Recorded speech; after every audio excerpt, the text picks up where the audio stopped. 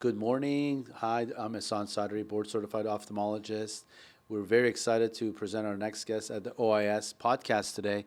We have Kevin actually videotaping us, and our next guest is none other than Warren Foust, the new chief here at J&J for ophthalmology. How are you? Doing great. Thanks for coming. I'm excited to be with you. Absolutely. Everyone's really excited to meet you, and so I guess this is our segue into who you are and tell us a little about what you're about. Everyone's excited. Everyone's asking me, who's this guy? Who's this Warren guy? I'm like, here he is. So we're excited. Thanks for coming on the show today, and wish you a happy new year. Congratulations on the new role. Yeah, thank you. I know Tom has, I'm sure, been kind of transitioning for you, but tell us what your background and a little bit about yourself. Yeah, sure. First of all, thank you. It's exciting to get to be with you. I've heard a lot about you. I got to meet you in person today for the first time, which was great, and I appreciate the work that OIS is doing, and it's great to be here with everybody. And you said it, Tom Frenzy is a legend, and it's exciting to have spent the last couple of weeks with him, and really excited now after the holidays to get started. And so a little bit about me. First of all, I'm a dad. I've got a 6-year-old son. He just turned 6 over the holidays. That's my son, and then my little angel. I've got a 4-year-old daughter who we saw Frozen 2 over the holidays. So as you might imagine, how I spent my holiday with a 6 and a 4-year-old, and then I'm married to my wife Stacy, who's been with me through honestly all of it. We've relocated I think 6 or 7 times now with Synthes or Johnson & Johnson. We'll talk about that a little bit, but we're really excited to be here at Johnson & Johnson Surgical Vision. Yeah, there's nothing like family, because I think that everyone needs a why, right? We get up in the morning. You're in a 5 a.m. club like me in the morning. My friends ask me, why are you up so early? Do you have problems sleeping? I said, no, I go to bed early. And then you're in the same club. I think that the why of it, the family is everything, and this work family is amazing too. I mean, from the bonding you guys have at J&J here is remarkable. Tell us a little bit about your transition over from the other role to the new role. What were you doing before, and what are you excited about for the new role? Yeah, great questions. And I think the family portion you pointed out, I'd love to highlight because that's really important to me, both home family and work family. Listen, I've had the privilege of spending the last 2 decades in pharmaceuticals or in medical devices. Specifically, the majority of my experience of those 20 years has been in what I would call specialty surgically related medical devices. So I worked for Synthes Trauma, Craniomaxillofacial, and their DePuy Synthes Orthopedics department. And then the last 4 years of my life I spent in plastic surgery and aesthetics, which I think it's important because there's serious analogy to what I've already been able to experience with Tom and with you and with others around the ophthalmology community, because the leveraging of the deep insights, the connectivity that happens between industry and surgeon leaders and industry leaders in ophthalmology is very similar to the way that it happened in orthopedics and in plastic surgery. And so I think above all that experience, I'm going to be excited to take with me into that journey to go and connect the insights that our surgeon customers will give us to inform what we need for patients going forward. That's fascinating background, because I think there's a lot of analogies for the audience. When ophthalmology is similar to aesthetics, has a lot of patient share billing, and I think that's what makes it unique. And I'm glad to have that. I'm sure that was part of the major reason, aside from your good looks, that why you got this new job. It's definitely not because you're a Bama fan, but we'll talk about that later.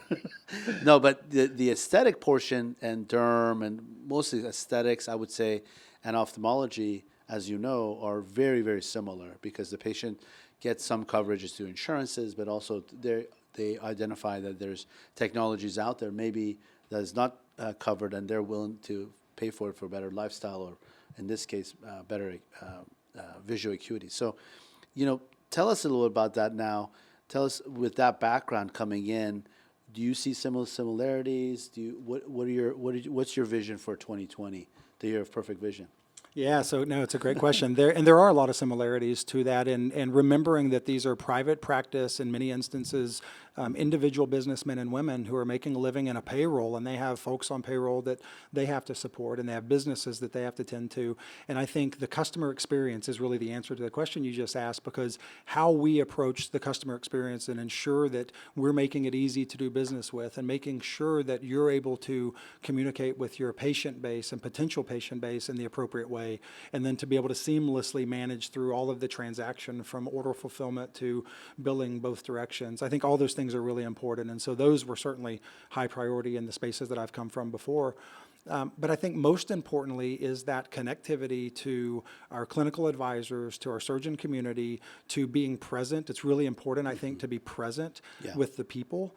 And so when you spend time with surgeons and you spend time understanding what their needs are, then we together can find out what are those unmet clinical needs that we go after together. And so you're going to see that as a real focus for the organization. For me personally, I will just say, a lot of great plans have been built and executed upon here, largely under Tom's watch, but as the organization as a whole. So my focus is really going to be to continue that.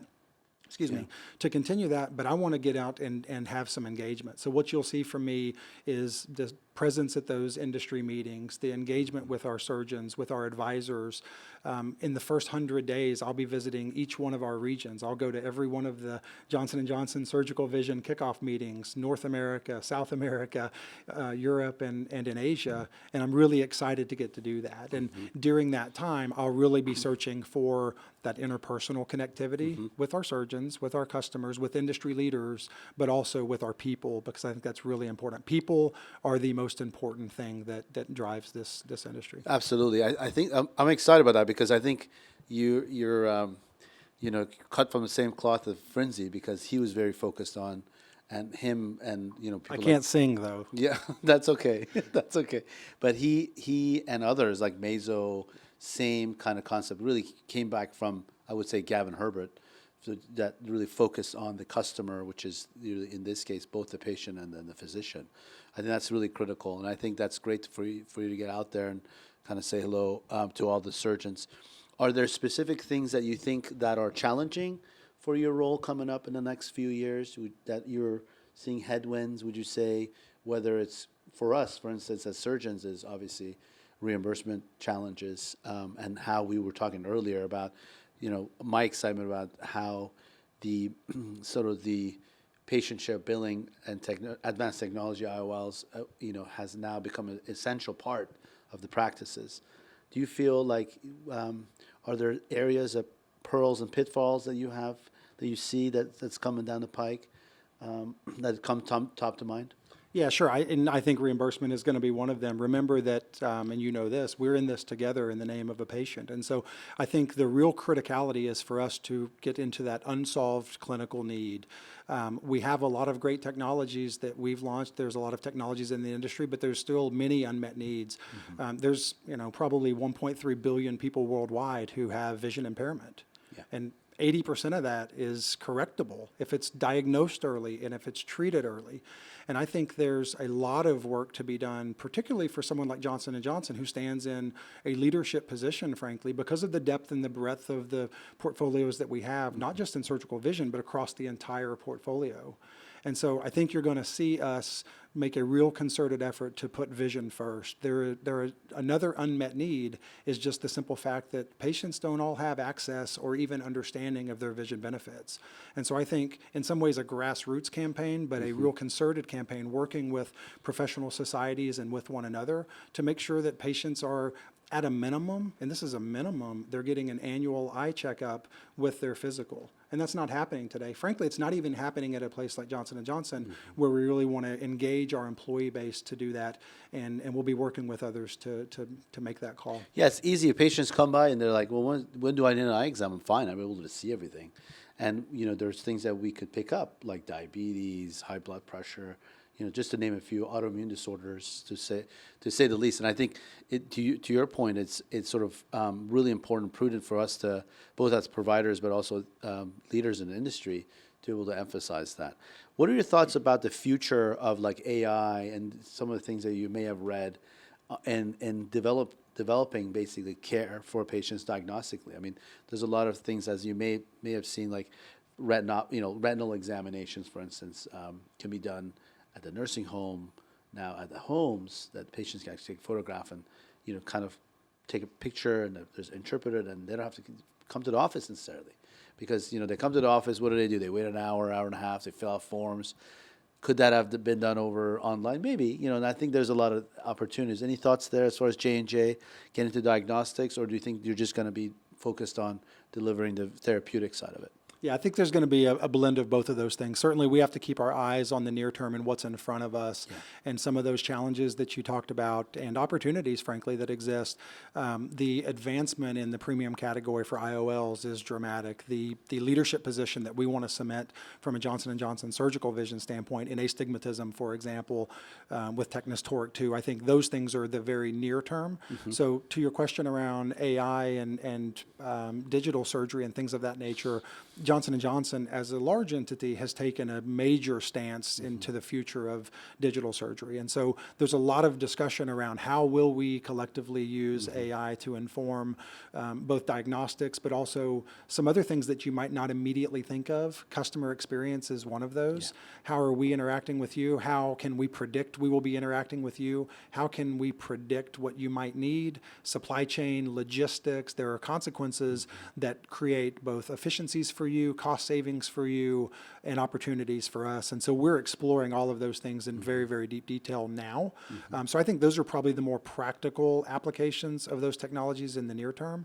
And then I think as we get out into the long term, it's pretty clear that diagnostics, even take vision out for a moment, if you're just talking about medical or pharmaceutical diagnostics, those technologies are going to play a critical role. I think the watch out is there will be many dollars spent and wasted trying to find exactly how that great technology can fit into a practical application. So we want to be conscientious about that, and we will, but those things are definitely in scope. Very good, very good.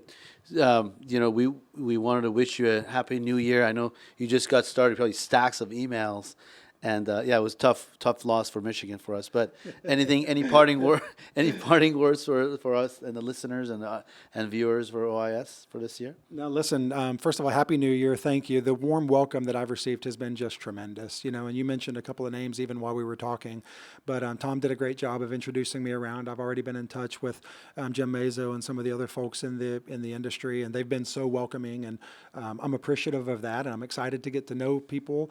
I'm going to miss Hawaii and I because I'm going to be at the kickoff meetings, as I mentioned, with our team. And then after that, I think folks should expect to see me at the congresses. And I would just encourage people to come up and say hello, and look forward to getting to know everybody. Look forward to working really hard for the thing that's most important, and that is for us collectively, the community collectively in ophthalmology, to make a difference for patients into the future. Yeah, we welcome you to the ophthalmic community. Welcome, Thank you. brother. Thanks so much.